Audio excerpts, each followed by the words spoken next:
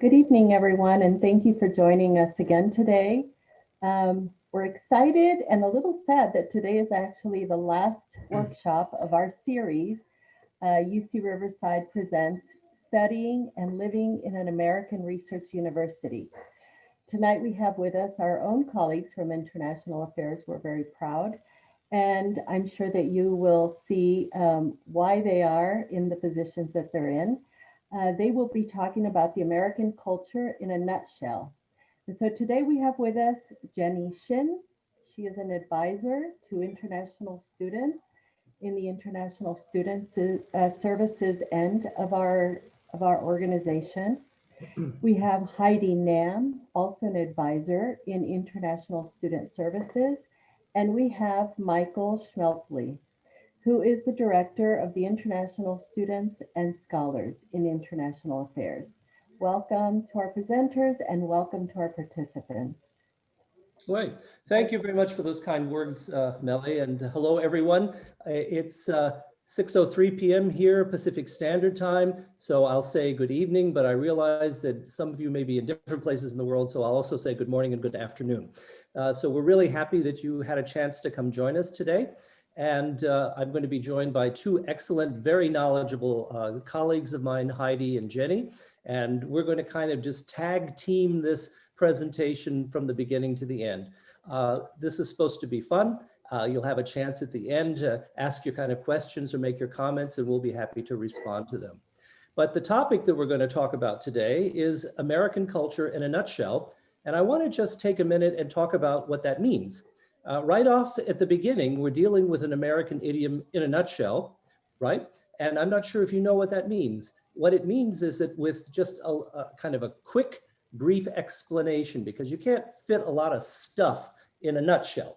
So we're not going to be exhaustive. This isn't academic. This is just supposed to be fun and give you general overviews of various things. And the other word I want to talk about is American, because that has a different meaning sometimes in the United States than it does for other people that live in North America. Our neighbors to the north, Canadians, also consider themselves Americans, but we have co-opted that word American to mean US, United States citizen. So when you are in the United States and we talk about Americans, we're talking about people who live in the United States, and very rarely are we including our other North American neighbors, Canada to the north and Mexico to the south. So that's a little explanation about the title that we have here today. Okay, Heidi, you want to go to the next slide, please? Okay, I think, Jenny, you were going to do the table of contents, right? Yes. Hello, guys. My name is Jenny. I'm very excited to see all of you here tonight. So we're going to talk about this. So first of all is what is American culture, who Americans are, how Americans interact with all things, classroom culture, food and eating out, sports. Can we go to the next slides, please? Yeah. Okay, so we're going to be talking about what is American culture. So Heidi, I think we go on to the next slide. All right. So from a definitional point of view, we want to talk about what culture is. Culture is the social behavior and norms found in human societies. And you can tell right from that definition that this is an area that's been studied a lot and a lot of research has been done. So there are all sorts of discussions of what culture means, but we're going to use a rather straightforward, intuitive meaning, social behavior and norms found in human societies. And as I mentioned before, American culture refers to the social behavior and norms in the United States. Okay, next slide. All right, I got this one. So now we're going to be talking about who Americans are. So that's a huge definition. As you can see from this map, it's very colorful and it's a very big country. There is a US total population of almost 330 million people, and with LA just having 4 million, New York City having 8 million, and then Riverside, which is where we are, having 330,000. So there's a lot of people in the United States. And it's not just one type of people. There are many different backgrounds. It's multicultural and many different languages spoken. So I think one of the things that we can take a look at, if we could just go back real quick, please. Yeah, sure. Thank you. You know, we talk about Americans as if it's uniform, that people are the same, but they aren't, you know? And that's what's interesting about the statistics that we were able to come up with, you know, with 330 million people living in the United States. We have all sorts of backgrounds, and these are the categories that the governments use for census, but this is just a very kind of small area that capture the whole totality of the United States. So you can see the various categories we have. And then the languages that we speak in the United States. We have the top 10 are American English. And I just want to talk a little bit about why we call it American English, because we want to distinguish it from British English, right? Oscar Wilde said at the end of the 19th century that the people in Britain have very much in common with the United States, except of course for the language. And we all know that the language that you speak in Great Britain is different than here in the United States. Now, I lived in Germany many years ago. And when I lived in Europe, the British had the market on English language instruction. If you wanted to learn English outside at an English language institute, it was always British English they learned. And there was a lot of British television that they showed. And as a matter of fact, I had my German friends talk to me and say, well, you know, American English, it's just not very classy. You know, you have to speak British English. That was considered to be the highest level of English that you can speak. But, you know, I think that besides the accent, there are a lot of words that are different. And you may have learned this because you may have learned British English in schools rather than American English. So typical examples of that could be, we call it an apartment, and our friends in the UK call it a flat, right? We call it a boot and a bonnet. And excuse me, the British call it a boot and a bonnet. And here in the United States, we call it the hood and the trunk and the hood. So they call a truck a lorry. So there are lots of these kinds of substitutions for different words, right? Sometimes expressions, right? An expression that's become very popular in the United States is spot on. And spot on means that it's absolutely right. It hits the point. But that's not an expression I ever used when I was a kid. That kind of came about, I think, because of the influence of British movies and things in the past 10, 15 years. But you can take a look at all of the language that of the top 10, but there are literally over 100 different kinds of languages, not to even take a look at the dialects and everything else that we speak in the United States. So when you start thinking about Americans, that is US citizens, and you think they're all kind of the same thing, no, they aren't. You can see the wonderful diversity that we have in our country. When I was a boy, and we came to the when I went to school, we always talked about the United States as being a melting pot, right? So that we had people from all over the world who came to the United States and blended in and became part of this country, the United States. Okay, thank you, Heidi. Yeah, sure. All right. Oh, so now we're going to talk about accents and dialogue. So just quickly before we get to take a look at this wonderful video, I don't know, was it Jenny, were you the ones that found this wonderful video? Oh yeah, That was Heidi. yeah, we checked it. Yeah, this is amazing. I don't know who this person is. I think you said you thought she was maybe an accent coach for the entertainment industry, but she's going to talk about American accents. And as she's talking, you're going to hear the accents kind of morph from one into the next. And it's really quite amazing. And we're going to talk, she's going to talk a little bit about the East Coast, the Southern accent, Midwest accent, and West Coast accent. So, okay. I thought we would go through some of the regionalisms of the country because it's a huge country. No two accents sound the same, even if they're from the same city. So I thought we would start with, you know, the East Coast, like New York, and you'll definitely get more of your consonants here, a little bit harder. Your T's won't be D's so much. You know, just focusing on New York for a minute, you get kind of this trumpet effect. I call it the trumpet. Of course, it's like here we are and it's really crowded in the city. So you gotta make your space, you know, announce your space. So if I say talk, you know, the sound is going or, out. And I'm marking my territory, right? So then you come down south, and it's a little bit different. You don't take all that and bring it home. Bring it down. Calm it down a little bit. Or you have your southern accents that are, we call it rhotic, meaning you pronounce the R at the end of the word or the sentence. So there are many different southern accents where you will pronounce the R and kind of lean on it in that charming kind of way. Or the ones where you don't pronounce the R, honey. Now, in general, y'all slow down a little bit. Y'all have to lean on something a little bit more. Because it's hot on down here. You know, I have your accent quite fast. I'm going to pick it up. Some we don't even have consonants much, you know? You know what I'm saying?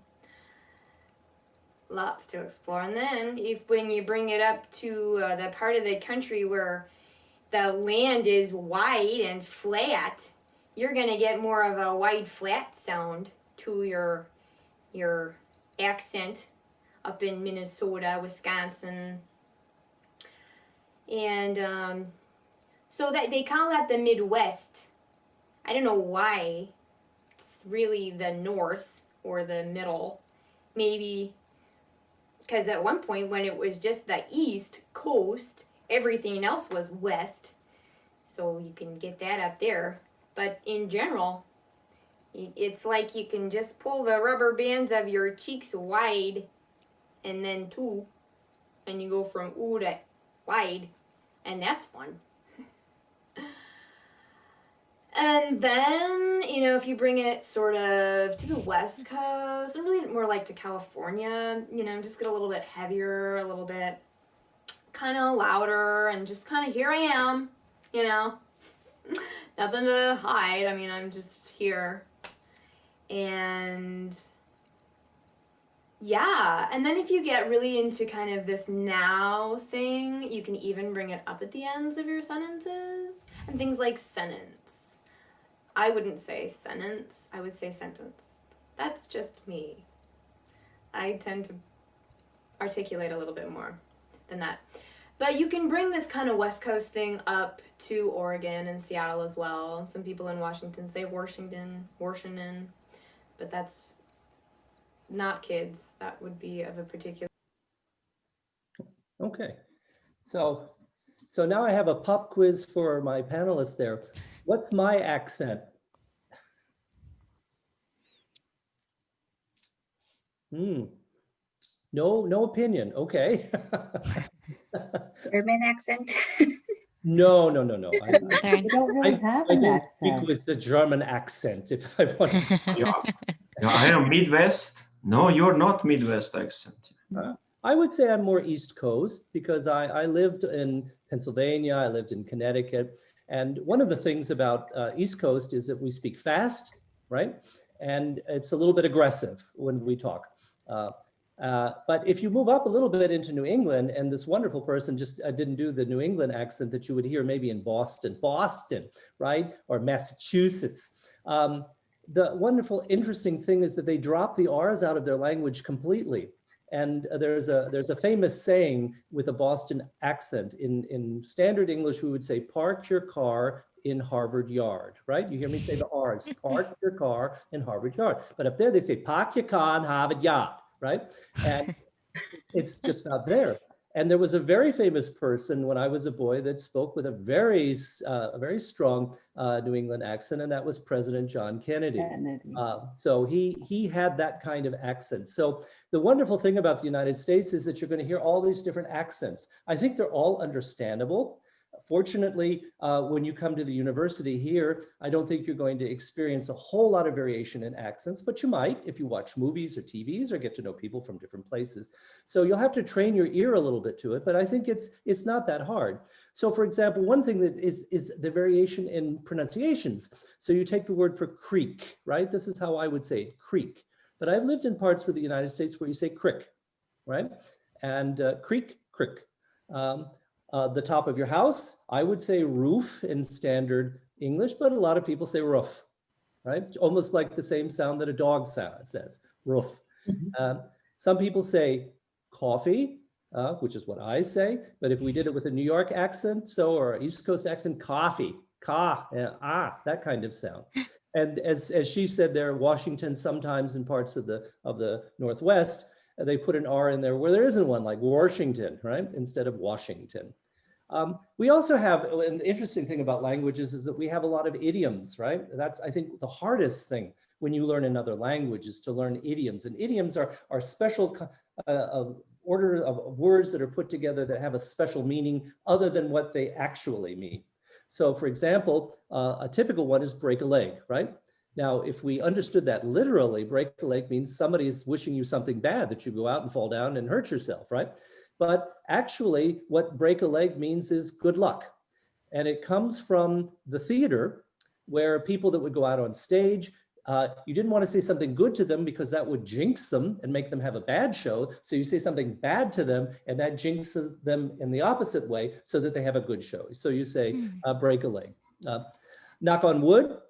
Sometimes people do that when they say knock on wood because they're saying that, well, you know, my head's kind of made of wood too. I'm not the smartest person in the world, but knock on wood means we hope that that's what's going to happen, right? So for example, I got a lottery ticket. It better be a winner, knock on wood, you know, that kind of thing. So that's a typical one. And sometimes regional words for things that we use on every day, like there's soda and there's pop and there's soda pop and there's Coke. And depending on where you are in the United States, they can all mean different things. So when I was brought up, we always said soda pop, 2 words. But in some parts of the country, they just say soda, and they look at you funny if you say pop, and the other way around. Some places they say pop, but they don't say soda. But I think the strangest one for me at all is in some parts of the country, you say Coke. And if somebody said, you want a Coke? I would say, no, I don't like cola very much. But that's not what they're asking you is if you want a Coke, they're asking you if you want a soft drink, right? So a Coke could be a 7-Up, it could be an orange soda, it could be grape soda or anything like that.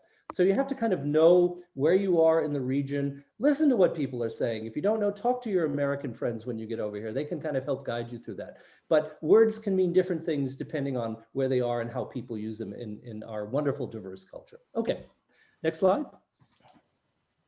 This, I thought we would go through. All right, so it's my turn. This is part 2 of who Americans are. Sometimes movies and TV shows give us sense of how people Americans are. So you may have some preconceived ideas of who Americans are based on TV shows and the movies. For example, when I was learning English in Korea, I really enjoyed the show Friends. I thought that was how Americans interacted with their friends in real life. Although other common ideas about Americans include California suffers and sunshine, or very individualistic. While these ideas may be true about some Americans, we will learn in this presentation that there is much more to Americans than is shown in the media. Right. And one of the things about individualist culture versus collectivist culture is I think very much there's this Western mentality, this kind of cowboy mentality. And not everybody in Texas, by the way, wears a cowboy hat and cowboy boots, but that's what you see in the movies, right? But if you take a look at the concept of family in the United States, it can differ very much from where you might come in the world. So for example, when you talk to me about family, I think of what we call the nuclear family, which is very limited. It's your parents and their children, maybe grandparents, but that's about it. But you may come from another culture where family means cousins and uncles and aunts and nephews and nieces, and it's much more broader, right? And there's more of a stronger sense, a tie with families. Now that I've just said that though, but depending on what your cultural background is in the United States, they may have that still in the United States, but you'll see a mixture of that. And certainly for a lot of Americans, myself, I think of myself, I have no brothers and sisters. My father has passed on. So I have my mother who's still alive. She's 92, thank goodness. And when I think of family, I think of my mother and me. I don't know much about the people on my father's side of the family. I do have cousins over there, but if one walked through the door right now, I wouldn't know who they were. So it's kind of a different sense that we have with family. And part of the reasons, it's not that I'm an uncaring person about my family, but part of the reason is that my father was in the military. We traveled around a lot, so I never really had much chance to interact with his side of the family because we never lived there. Okay. All right, thank you. All right. So going on to how Americans interact. So there are many different phrases used in the US. For example, hi, how are you? That's kind of like a greeting that many people say here. Doesn't always necessarily mean they really want to know exactly everything about you. It's just more like a friendly, hi, how are you? You know? And then let's go see a movie. We must do lunch. These are all things that we have may or may not have seen in movies or TV shows like Friends. And then also the natural greeting of shaking hands, fist bumping, elbow bumping, which is what we would do in the time of COVID, or maybe even hugging. So just by saying these things, you can kind of get a sense that the US, the culture in the US is generally very casual. So when I address my director, Michael, I wouldn't say director, I would say Michael, you know? So it's a more casual way of greeting each other. But of course, there are situations where you would be more formal, like, you know, in a job interview or, you know, certain settings. But in overall, you know, we like to be more casual in the United States. There are also some things that, you know, when you get to know somebody, there are some things that you should ask and you shouldn't ask. And some example of those things that you should not ask and that are very, very private are things like politics or salary or, you know, certain things like that. And so as you know, when you come to the United States, you kind of get a sense as you experience, you know, conversations and make friends, you get a sense of what is more personal to someone, what's not. Okay. We have a video for you guys Before today. we go to the video, Heidi, Oh yeah, sure. may I just say a couple things? First of all, I think you're absolutely right about the hi, how are you? But the way it's said in American English is hi, how are you? It's one word. Hi, how are you? Right? And sometimes they say, hey, how's it going? Right? One word. And as Heidi absolutely correctly pointed out, we don't care how you are. We don't care how you're doing. It's just hello, right? And if you answer that and say, well, you know, today I had a little bit of a problem with my neck when I got out of bed. It was a little bit stiff and so forth. People will look at you like you're crazy. Why are you telling me this, right? Because that's not what it's asking for. When I lived in Germany for 14 years, and when I came back from Germany, this was the age of we must do lunch. And I didn't understand that because one thing about a German is that a German would never say, let's go to lunch unless the German meant it, right? And you would feel very special if somebody that you were getting to know asked you for lunch because that was kind of the next step in getting to know the person. But over here, when I came back, everybody was saying, yes, we must go lunch, must do lunch. And I said, okay. And then finally one day somebody said that to me, said, okay, well, when do you want to go? I have time on Wednesday. And they looked at me like I was crazy. Like, I don't have time for lunch. What are you talking about? So you have to kind of get to know what some of these expressions mean. You know, it's more of social indication rather than the literal meaning of the words. Heidi is right. We are very informal here, but simply because we might call somebody by their first name doesn't mean Americans don't know the hierarchy and who's in charge and who's important. So don't let the fact that we might call each other by our first names make you think that we think we're all kind of, we don't understand how things are organized. So. And I just kind of want to say the last thing about no. I mean, Marco in a previous presentation talked about no, and that it's sometimes you tell your boss no, right? Which you might not do in your culture. That would be considered rude or inappropriate. Of course, if you're going to say no to your boss, you better have darn good reasons why you're saying no and be able to explain yourself.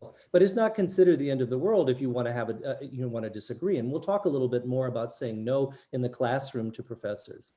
So, okay, Heidi's going to show us a really very funny short little clip of 12 weird things about Americans, and then we can talk a little bit about them. Happy birthday, Mackie! It's not my birthday. What? 0304, like April 3rd. No, it's last month, March 4th. Seriously? Why would you put the month in front of the day? Whoa! Why are you putting sugar in your cereal? Because sugar makes everything taste better. You need to see a doctor. Hi there, I'll just get this. Here's $1. Sure, that'll be 107. What? I thought this was a dollar store. Right, but sales tax. Hey, Markian, do you want to go play football? Oh, yeah. I'll meet you at the field. Perfect, I'll see you there.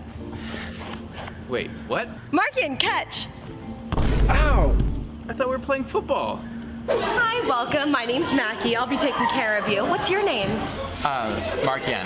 Markian. Where are you from? I grew up in Spain. Oh my goodness, I love Spain. Their paella is so good. How's your family doing, by the way? What? Hey, what are you doing? Making tea. Did you like boil the water or something? No, I just threw it in the microwave. Why would you do that? Can I get you some water? Oh, yeah, thank you. Oh, wow. There's a lot of ice there. Oh, you want more ice? Oh, that's plain ice. Hey, Markian, how tall are you? Oh, like 180 centimeters, something like that. No, I mean like in feet. In feet? I don't know. Like 8 or 9 feet? 9 feet. I don't know. Well, why do you want it in feet? Hey, I think I'm gonna get a coffee. Do you want one? Oh, yeah, sure. A few moments later. Here's your coffee. Oh, this is coffee? It's a venti caramel frappuccino with extra caramel. This is a milkshake, not a coffee. It has coffee in it. No, you can take that back. I wanted coffee. Hey, Mackie, do you think you could turn the AC to 23 degrees? 23 degrees? Are you sure? Yeah. Why would... Okay. 1 hour later. Why is it so cold in here? You told me to turn it to 23 degrees. Oh, Celsius, not Fahrenheit. Come on. It's like the world's default. What can I get for you today? I'm not that hungry right now. Maybe just like a side salad. Side salad? You got it. A few moments later. Whoa, this is a side salad? Oh my God, that's so much. Thank you. All right, ready to leave? Yeah, hold on 1 second. There we go. Whoa, $10? What's that for? It's a tip for the waiter. Oh, the waiters don't get paid here? They do. I want this $10. That's a lot of money. No, Markian! So that kind of just talks about some of the weird things that you're going to see in the United States. I know when I lived overseas, the Germans would always say, why do you have to have ice with everything? Why does it have to be cold? And if you wanted ice, you had to specifically ask for it. And they would only bring you 1 or 2 cubes. They wouldn't bring you a glass full of ice. So that's kind of a weird thing. And it's really interesting when you go out here that if you come from a culture where you're not used to drinking stuff on ice and you go to the restaurant and say, I don't want any ice, you have to specifically tell the waiter, don't bring any ice because you'll get it automatically. And the food choices, the food sizes, they're huge, right? And I think that's maybe because Americans feel like they need to get a bargain for their money. And so if they get a lot of stuff on their plate, then that means they're getting a good bargain. But one of the things about in the United States is that it's considered normal to take food home from the restaurant. So if you order something and it's too much food, don't feel like you have to eat it. You don't need to throw it away unless you want to. You can ask the waiter for a doggy bag or a box, and they'll bring it for you and you can take it home and you can reheat it and have a wonderful meal the next day. Of course, we all know the difference between football and soccer. That's a big area where people get confused. Tipping. I think Heidi was going to talk a little bit about tipping. When do you tip and how does that work here? Right. Oh, you didn't want to say anything? Okay, good. Oh, sorry. We had a slide for that, so. Yeah. Okay, good. We'll get to Yeah. that when we get to the slide. Before Okay. we go, I want to add one thing. Like, I still don't understand the kilogram and pounds. So I always Feet tell and people centimeter. the wrong Yeah. information. How much are you weight? I'm like, I always tell them in kilogram because they're never gonna guess that. So it's still hard for me, and I'm still having a problem with when people ask me, "Hey Jenny, how are you?" I'm like, I get really awkward, and I feel like I have to say something, but I don't know what to say. Mm. Should So I you're tell them not how alone. you I'm look? here for you guys. Yeah. Many years ago when President Jimmy Carter was around, there was a big move to introduce kilometers into the United States and bring the United States up to the standard with the rest of the world. And I can remember as a younger person that when you would get on the highway and there would be signs, so you're driving to Los Angeles, they would give you the mileage, but they would also give you how far it was in kilometers, in this kind of attempt to get Americans to get used to this, what was anticipated to be a changeover to the metric system. But for whatever reason, the American people spoke and decided that they didn't want to have the metric system. We use the British imperial system. So we use feet, yards, miles. And I use this all my life and I still forget what the conversion is to go from a foot to a yard and a yard to a mile and that kind of stuff, you know. We saw the difference in the temperatures. We use Fahrenheit. So comfortable weather for Fahrenheit would be, what would you say, around 80 degrees, somewhere there, 80, 85. Nice kind of comfortable weather. If you ask me what that is in Celsius, I don't know, is that around 30 or something? But I might not be right on that because it's kind of a different thing. You know, another thing too about Americans, you know, we want to make it just special for us. Every country that I've ever visited in, when you go and see their money, right? And you take a look at the bills are different sizes depending on the denomination, and they're different colors, right? But you come to the United States, all of our bills, whether it's a $1 bill, a $5 bill, a $10 bill, a $20 bill, $100 bill, whatever it is, it's all the same size, it's all the same color. So you have to be very, very careful when you open up your wallet to pay something that you don't grab the wrong bill. So, you know, why do we do things this way? I don't know. But those are things that you'll have fun exploring when you come to the United States and study here. Okay. Yeah. Okay, so let's go to the next slide. Oh, is that me? Okay. So I think one of the things that's very interesting about Americans is the difference between friends and acquaintances. And an acquaintance is that's a very sophisticated word. And I don't think a lot of people talk about acquaintances in this country. But when I lived in Germany, you only used the word friend for someone that you had a specifically tight, good connection with, that you could count on if you had problems and that would come help you and this kind of thing. But here in the United States, everybody's a friend, right? What in other cultures might call acquaintances. So you have acquaintances at work. Here we would say we have friends at work. If I'm walking down the street and I run into Heidi and she introduces me to somebody, I say, oh, I met Heidi's friend and now he's my friend or she's my friend, whatever it may be. So just be a little bit careful that friend is very broad in what it can mean. It can also mean someone you have a very intense and close relationship with. But usually in English, we'll qualify that and we'll say, oh, this is my close friend, right? As opposed to just my friend. We all know about personal space, right? So the last thing you want to be is a close talker, to use a Seinfeld reference. You don't want to get too close to the person that you're talking to because Americans will back away from you. But then again, you don't want to be too far away because then the American will come and try and get a little bit closer to you. So you'll figure that out. It's probably not that different from your culture, but just be aware that how close you get can sometimes be something that's of interest. Getting to the point, Americans like to kind of get down to business. Typical at a meeting, the way Marco runs our meetings, when I go there, you know, he'll come in and say, great weather we're having, what about the Mets, isn't that great? And then we get right down to business, right? So we want to get to the point, we don't want to waste time, right? So that's very common. In other cultures, it might be considered rude to just jump right into what you want to talk about, but it's considered to be very good. The concept of time and appointments, you know, if you have an appointment with your teacher or you have an appointment with Heidi or Jenny, if you're going to see them for an immigration matter, then you'll set up an appointment and the appointment will be for a specific time. But in your culture, that may be seen as kind of a broad window. So if you're supposed to meet at 2 o'clock, well, it can be anywhere from 2 to 4, somewhere in there, you stop by. But here in the United States, you know, an appointment for a specific time is for a specific time, right? And we want to make sure that you understand that, because if you don't come at your specific time, then they'll move on to the next person in line and you may have lost your chance to get in to see whoever it is that you wanted to see. So be careful about that. Superstitions are always very interesting to take a look at as you go across cultures.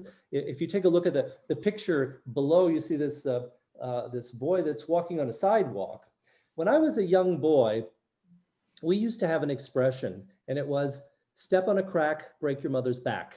And what this meant was, the superstition was, if you were walking down a sidewalk, and back in those days, sidewalks were just blocks of concrete that were set next to each other. If you stepped on that crack in between, that would bring bad luck, right? You would break your mother's back. But you know, why this, where this came from, I don't know. I don't have a clue. But you can see that maybe it's because of the rhyme, right? But you can see behind him, he has a black cat. I love cats. I love black cats. But for a lot of people, black cats are bad luck. And if you see a black cat, that means that you're going to have bad luck that day. So you better stay home in bed and don't go anywhere or do anything. And some of the other ones that we have for bad luck are if you open an umbrella indoors, people will get nervous if you do that. Some indoors, you just don't have enough room to if you have a big umbrella. But you don't want to do that because that's bad luck. We've seen the ladder, you know, if you walk under a ladder, that's guaranteed you're going to have bad luck. Now, maybe there's some real reasoning behind that because things could fall off the ladder and hit you. But there's really nothing dangerous in and of itself of walking underneath the ladder. Break a mirror, what is it, 7 years bad luck if you break a mirror? Yeah, I think so. So where that came from, I don't know. I can talk a little bit about Friday the 13th. There are a whole bunch of films, horror films called Friday the 13th that deal with that superstition about the number 13. Now, one of the interesting things about 13 is that why is this considered an unlucky number? And maybe in your culture, 13 is a neutral number, or maybe it's a positive number. But in our culture here, which is kind of based on the Judeo-Christian tradition, what's written in the Bible, then you'll see that, that at the Last Supper, when Jesus had that, there was one too many people at the table for the Last Supper. It was a table for 12, and there was the 13th disciple, and that 13th disciple was Judas. And in the story, Judas then winds up betraying Jesus, and that's what leads to the crucifixion. And so 13 has been considered unlucky for that reason. Another reason that 13 can be considered unlucky, it's one more than completion. If you've ever had a chance to take a look at numerology, right?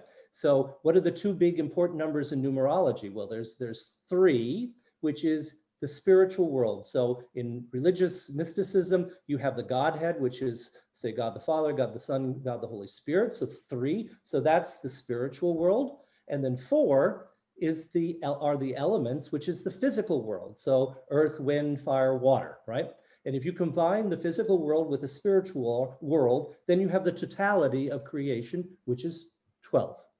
7. What am I saying? 7. So 4 and 3 is 7. And we see in our tradition, so you take a look at the Julian calendar, the Gregorian calendar that we use nowadays, we have 7 days in a week, right? And so 3 plus 4 is 7. So that's a lucky number, right? And if you can also multiply the numbers. So 4 times 3 is 12. Right? 12 months in a year, again, lucky, right? And 13 is one more than completion. So this is bad, right? It's 1 many 2 extra. So that's some of the explanations of why we in our culture consider 13 unlucky. We do have lucky things. We have a horseshoe. And I remember when I was a kid, it was not that unusual that you would see people nailing a horseshoe over their door to their house, and you could walk in and that would bring you good luck. In Hawaii, for example, a pineapple is a symbol of good luck. And in the old days, you would see these wooden pineapples that were part of the handrail on stairs going up and down inside fancy houses. So that was a typical design because that brought good luck. You can also see the 4-leaf clover. Most clovers have 3 leaves. But I remember as a boy lying in the field and looking around, and if you found a 4-leaf clover, you think, oh, good, this is going to bring me a lot of good luck. And I think one of the other things that we used to do when I was younger is the lucky rabbit's foot. And used to be able to buy these at stores. Now, I don't think they were really rabbit's feet. I think it was all just kind of constructed. And they were dyed all sorts of colors. I had a nice bright green one.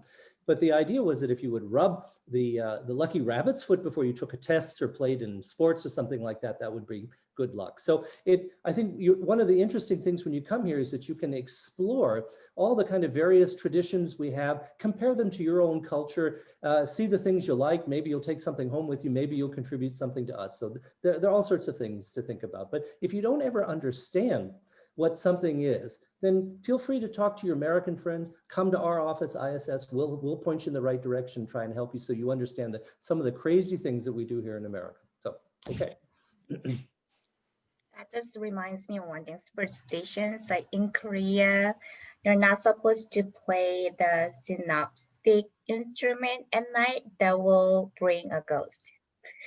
So my mom never let me to play like any other instruments at night. I just thought about it. I think it was whistling. My mom told me not to whistle at night. Anything with the lips, right? Like, Yeah. sounds like it. And then the number 4 in Korea was an unlucky number. Really? So, yeah. I think that's in Chinese means death. Number 4. So I think some hotels, when I went there, they didn't have a level 4. So, yeah. Well, I mean, in Western culture, there were many hotels that did not have a 13th floor. Yeah. Right? You got into the elevator, it went from 12 to 14, and a lot of the hotel rooms didn't end in 13. So it's interesting to see how that plays out over different cultures. Yeah. All right. Okay, so this is illegal things. Now that we have learned a little about how Americans interact, let's talk about the legal issues to be aware of. The legal drinking and smoking vaping age in the US is 21. Drinking and driving is illegal, and an offense will lead to the termination of your visa. In addition, as international students, you are subject to federal law and all recreational drugs are illegal. This includes marijuana. Right. So in Germany, when you turned 16, you were legally allowed to drink beer. Hard liquor, you had to wait until you were older, but you could drink beer at 16. So just be careful if your culture allows you to drink alcohol before the age of 21. You cannot do that here. So please, please, please don't do that. Smoking and vaping, I think that's pretty straightforward. Recreational drugs, there are some states where recreational drugs like marijuana are legal, but that doesn't extend to our international guests that are here because they're subject to federal immigration laws. And for federal immigration laws, that is considered to be illegal. So please, please, please don't go to Colorado and buy a cookie and eat it and then get stopped by the police. You may have problems. So don't do that. Oh, no. This, I have my personal experience. When I was in Virginia, that was the very first night I flew from Korea. And at that time I lived in the dorm and I had no idea what the drinking age in the US and what you can do and what you are not supposed to do. I didn't know like you cannot drink outside, like in the outside. So I was drinking 1 can of the beer outside of my dorm in the common area as I watching the movie. I thought it's so cool to do it. I got in trouble. I got warning. They didn't put me in the jail or anything like that, but I learned the lesson. Things are quite different here. Yeah. All right. So US classroom culture. So when you come to the United States, you'll notice just some subtle differences in the classroom culture in the United States. The environment in the United States when you're attending a class is more of an open discussion, and they really like class participation and speaking up in class. Michael was referring to us being able to challenge the instructors and saying no. So they really like to encourage, or we like to really encourage that kind of classroom discussion and that interactive behavior in the US classrooms. And also, you'll notice in the universities in the US, there's going to be a lot of campus resources. And what that means is like campus support, and things like our pantry that we have, and things like LGBTQ centers, Chicano centers, lots of student organizations. So there's going to be a lot of different organizations and centers being able to help practically anything that you have a question about. And so, we spoke about how colorful the United States is, with many different types of cultures. Um, in the United States, we have a lot of different support systems for that. And so, yeah. So, anything you guys want to add? No, it's great. All right. Okay, so let's move on to the next one. Food and eating out in the US. Okay, that's a biggie. So here's what American food looks like. At least that's what you might see on the internet, right? So you take a look at that. What is that? 2 hamburgers with bacon and cheese and tomatoes and everything else. And it's just so tall, you can't even eat it with your hands. You'd have to get a knife and fork and cut it into small pieces. So this is very typical for the United States, that portions are big. Again, I think it goes back to this idea that Americans like to get this idea that they're getting a bargain for their money, right? And you take a look at the drink sizes. This was very interesting, where you can see the kinds of drink sizes that are offered if you go across from the United States to Australia, Hong Kong, and Japan. We have, I think in this country, no one ever buys small. I don't, and even if you did try to buy small, the first thing they would say, would you like to supersize that? Would you like to make it bigger? Because just for like 20 cents more, you can get a bigger drink and more French fries, right? So that's kind of how they think. So I would say most people get a medium at the very least, but they get the large. And one of the interesting things about soda pop, the way it's sold here in the United States, even though we don't use the metric system at all, for some reason, when it comes to soda pop, you get the 2-liter bottle of soda pop. Now, why it isn't gallons, I don't know, but they say the 2-liter bottle, and that's huge. And people will buy this big thing. And I mean, this is a little water bottle. So this is what, I don't know, 16 ounces, 17 ounces, right? So you can imagine what 2 liters would be like. They'll do that. We snack a lot in the United States. So that's kind of one of the, yeah. Yeah. And I think that's one of the big criticisms that people have, is that we're always eating. And no matter where you go, whether it's on campus or you go to a business or you go to the doctor's office, there's going to be vending machines somewhere where you can get something to eat and to drink. Now, we eat 3 meals here every day. We eat breakfast, lunch, and dinner. In some parts of the country, you'll hear the word supper, right? Sometimes dinner will be in the middle of the day, but traditionally, breakfast, a smaller meal with coffee or tea to get you going. Lunch, because we're working and at work, we have a smaller meal. Although in some countries, you actually have 2 hours for lunch, and you can go to your company cafeteria and you can get a wonderful, full dinner. And that will mean when you go home, you can have something light. And then typically the big meal of the day for Americans is dinner. Sometimes dinner is served in particularly in older communities or where there's a farming tradition. You have a big meal in the middle of the day, and then at nighttime you have supper, which is usually something light, like a sandwich or a bowl of soup or something like that. So I think one of the big things that you'll notice when you come to the United States is the food. It may be hard for you to find the food that you know. But there are plenty of international grocery stores here in the United States, and you can find things and you can approximate. We have a lot of different kinds of food from various different cultures here in the United States. But remember, if you go to a Chinese restaurant or you go to a Vietnamese restaurant in the United States, lots of time that food has been designed for the American taste and may not taste authentic that you know in your home country. There are some restaurants that are very authentic, but when you go out, you have to explore. And remember, try things, but we do eat other things besides hamburgers and pizzas every day. We do eat healthy foods. There's a very strong vegetarian community here in the United States. There's all sorts of variety of foods that you can have. So when you come here, explore around, see what you like, and compare it to what you know from your home country. So that's a wonderful experience of exploring. Okay, thank you. Okay, eating out in the US. So we're gonna talk about the tipping. Here are some tips on tipping. A tip is an extra monetary gift for your service provider, for example, your waiter or delivery driver.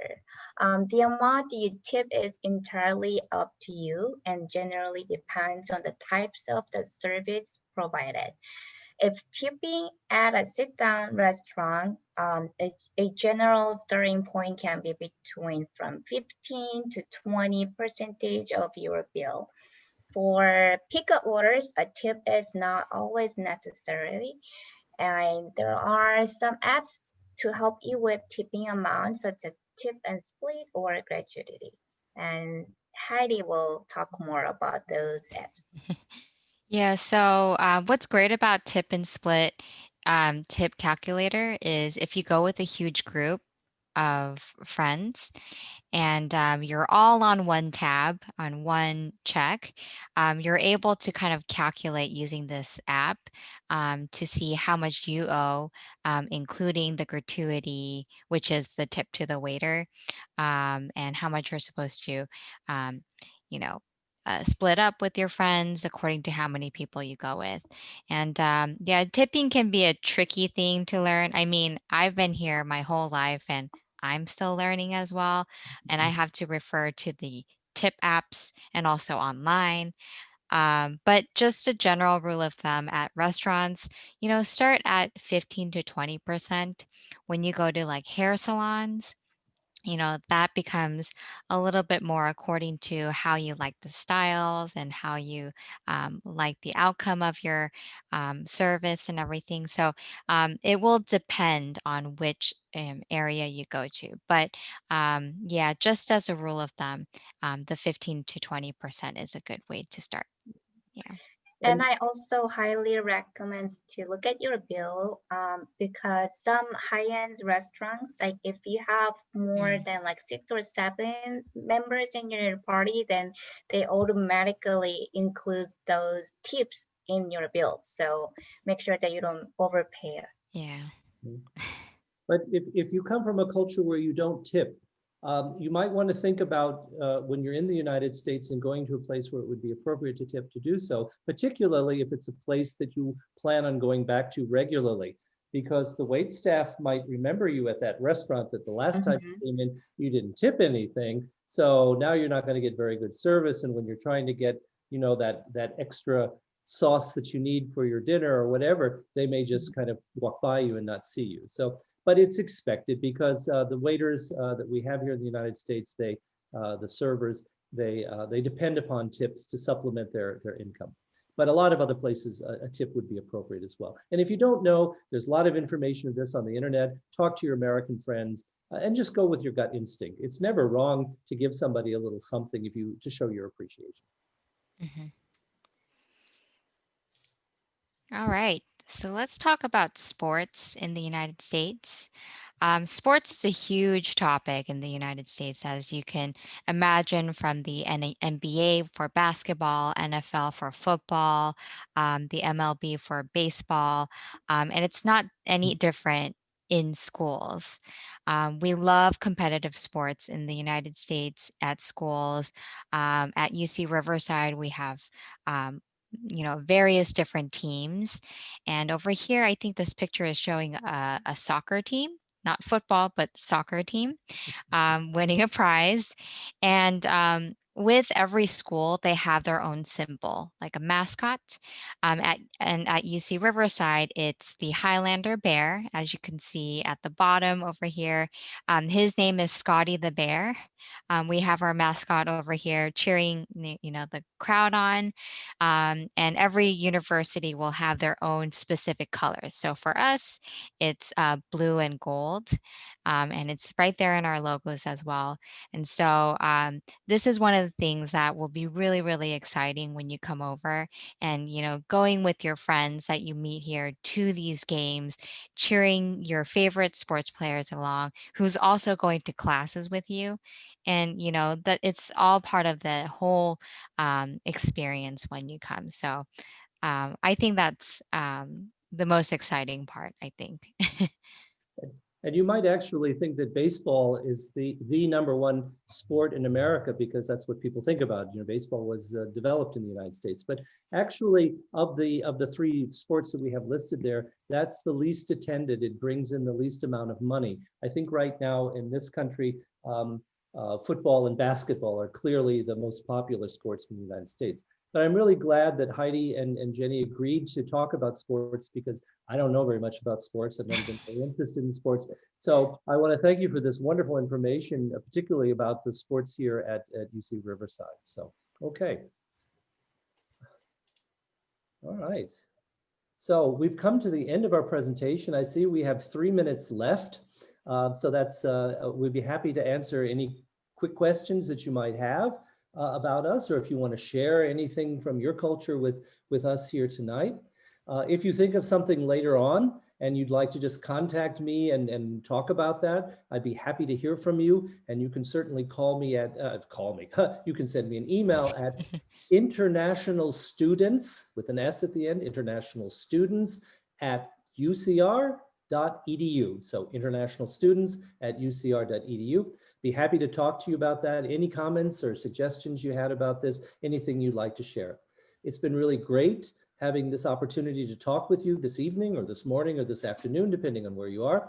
And we're really glad that you came and saw this and you have an interest in coming to UCR. We would be really delighted to see you here as soon as you can get here, because we're always looking to have as many of our international guests come here and have the wonderful experience here at the university.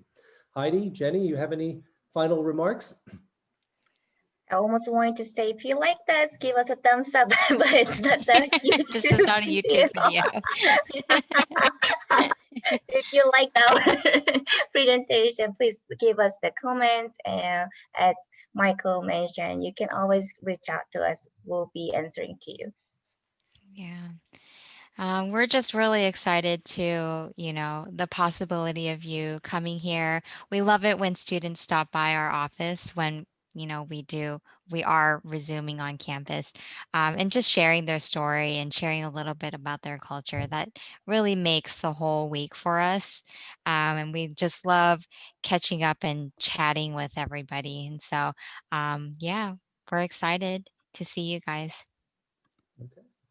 Yeah, well, Heidi, Jenny, Michael, thank you so much. Where were you 20-something years ago when I was arriving to this country? How much embarrassment you would save me about everything, tips, ice. You did not mention free refills. Oh, wow. Oh, yes. Thank you. And Oh, I yes. see you are getting comments in a chat. Yeah, really wish I knew all this before I came to this country. Well, now I know, but it was a bit embarrassing learning way. Thank you.